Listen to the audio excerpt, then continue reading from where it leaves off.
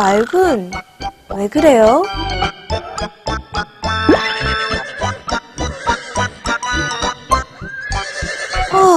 누가 차에 몹쓸 짓을 해놨군요. 나쁜 새끼. 그럼 이 블랙박스로 우리 나쁜 새끼를 한번 잡아볼까요? 진작에 살했잖아요, 맑은. 그래서 블랙박스는 필수라니까요.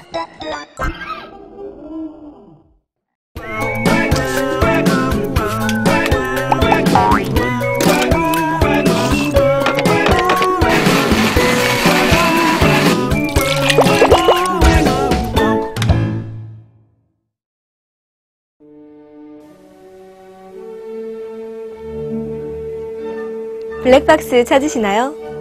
저렴한 건 10만원, 값 좀 나가는 건 70만원입니다. 네, 그렇습니다. 당연히 부담되는 가격이죠. 그러니 대강 고를 수 없습니다. 블랙박스 구입하실 땐 크게 4가지로 확인하시면 됩니다. 기초 성능, 녹화 방식, 감시구역, 마지막으로 부가 기능입니다. 그럼 하나하나 본격적으로 살펴보시죠.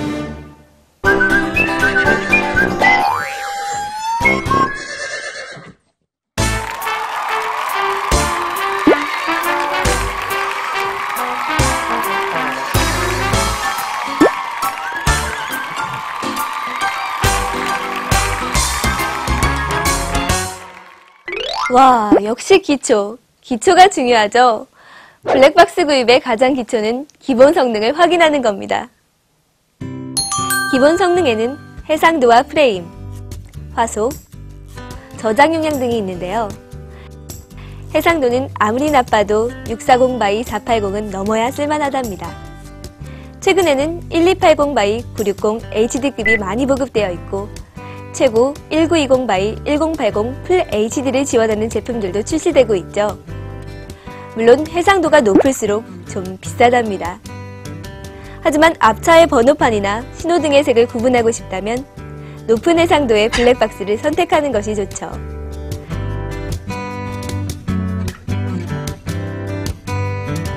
단 해상도가 높더라도 야간 화질이 나쁠 수 있으니까요. 야간 화질은 꼭 확인하시는 것이 좋습니다.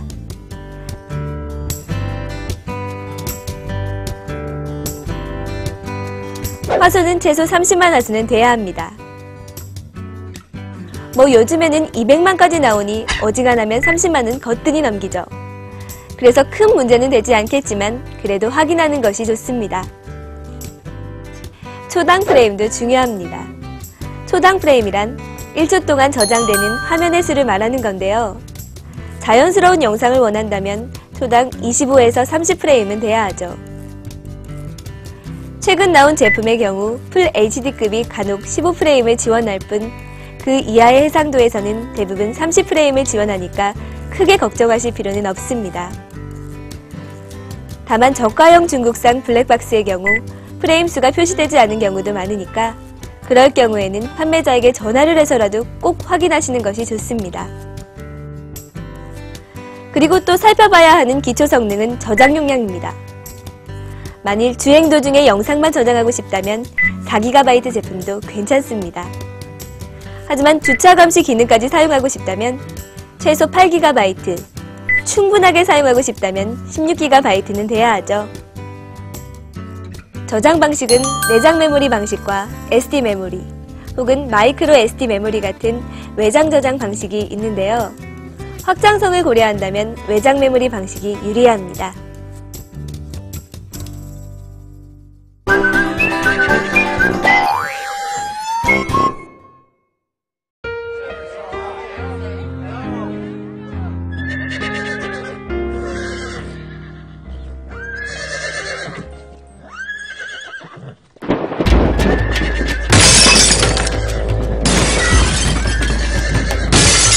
그럼 맑은이 화가 날만 한데요. 하긴 주차장에 세워둔 차를 테러당해도 저런 기분일 겁니다. 그래서 블랙박스는 자신에게 맞는 녹화 방식이 필요한 거죠. 상시 녹화는 모든 블랙박스가 기본 탑재하고 있는 방식으로 말 그대로 계속 녹화하는 것을 말합니다. 대부분 1분에서 5분 정도로 나뉘어져 저장되고 꽉 차게 되면 오래된 영상부터 순차적으로 삭제되죠. 일부 저가형 모델에서는 이 기능만 제공하고 있습니다. 이벤트 녹화는 3축 G센서를 탑재해 일정 수준 이상의 충격이나 급가속, 감속 지점의 영상을 따로 분리해 저장하는 방식입니다. 상시만 지원하는 경우 일일이 찾아야 하지만 이벤트 녹화는 따로 폴더가 만들어져 보관되니까 사고 영상을 찾기가 더욱 쉽죠.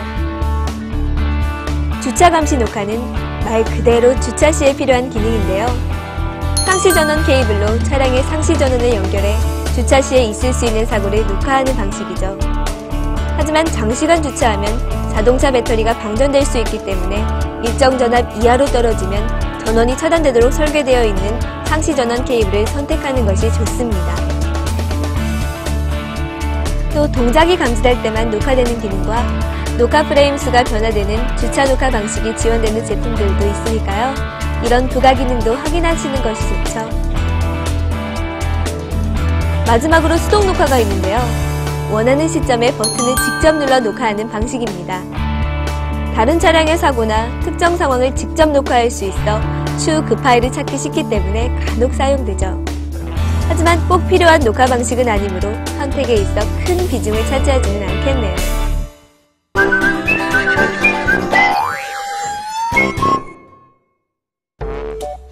이번엔 못 맞추겠지? 와, 어떻게 이렇게 다 맞추지? 블랙박스는 감시구역도 굉장히 중요한데요. 크게 1채널, 2채널, 3채널, 그리고 4채널로 분류할 수 있습니다. 1채널은 우리가 흔히 보는 전방을 촬영하는 제품이고요. 2채널은 전방과 후방을 촬영하는 제품입니다. 이 2채널은 블랙박스 한 대에서 앞뒤를 모두 촬영해 실내까지 촬영하는 제품이 있고, 아예 다른 단말기를 후방에 장착해 후방만 감시하는 경우도 있죠. 3채널은 전방과 측면을 촬영하는 제품인데요. 측면은 사이드미러 등의 카메라를 장착해 측후방을 촬영합니다. 마지막으로 4채널은 3채널에 후방까지 더하는 겁니다. 정말 4채널까지 하면 언제 어디서 사고가 나도 문제가 없겠죠? 다만 후방에 직접 부착하는 2채널 이상의 제품들은 대부분 가격도 비싸고 전문 업체에 가서 시공해야 하므로 경제적인 부담이 있는 것이 사실입니다. 따라서 주머니 사정도 함께 고려하는 것이 좋겠네요. 아, 그리고 화각도 중요합니다. 블랙박스는 관광렌즈를 사용하기도 하고 일반 렌즈를 사용하기도 하는데요. 관광렌즈를 사용하면 사물이 멀리 보이고 화질이 다소 떨어질 수 있지만 촬영 범위가 넓어 정황 파악에 유리하죠. 일반 렌즈는 이와 반대로 화질이 우수하고 표현력이 좋지만 촬영 범위가 좁다는 것이 단점입니다. 이 화각 문제는 호불호가 갈리는 만큼 자신에게 맞는 제품을 선택하는 것이 좋을 것 같네요.